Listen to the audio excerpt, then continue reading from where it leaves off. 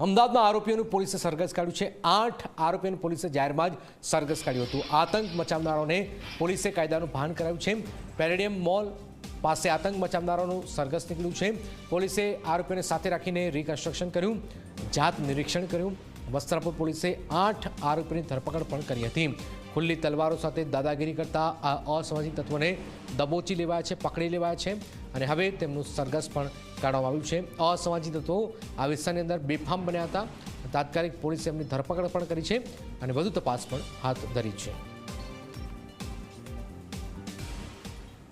અમદાવાદ શહેરના palladium mall 4 રસ્તા પાસે 10મી તારીખે જે પ્રમાણે કેટલાક અસામાજિક તત્વોએ જાહેરમાં તલવાર અને દંડા સાથે તોફાન મચાવ્યું હતું અને એક સમય ભયનું વાતાવરણ ઊભું કર્યું હતું। આ તમામ જે ઝડપાયેલા 8 આરોપીઓ છે, બંને પક્ષના સામસામી જેમની વચ્ચે તકરાર થઈ હતી, આ તમામ આરોપીઓને વસ્ત્રાપુર પોલીસે પકડી પાડ્યા છે અને તે બાદ આપ જોઈ શકો છો કાયદાનું ભાન પોલીસે તેમને કરાવ્યું છે। જેઓનું રિકન્સ્ટ્રક્શન હાલમાં આ જ ઘટના સ્થળે, આ એ જ સ્થળ છે કે જ્યાં તેઓ વૈભવી કારમાં આવ્યા હતા અને રાતના સમયે અહીંયા ભયનો માહોલ સર્જ્યો હતો। તે બાદ રિકન્સ્ટ્રક્શનના ભાગરૂપે હાલમાં શહેર પોલીસ અંતર્ગત જ્યાં આવતું વસ્ત્રાપુર પોલીસ સ્ટેશન છે તેના સ્ટાફ દ્વારા આ તમામ આરોપીઓની ધરપકડ કરી લેવામાં આવી છે।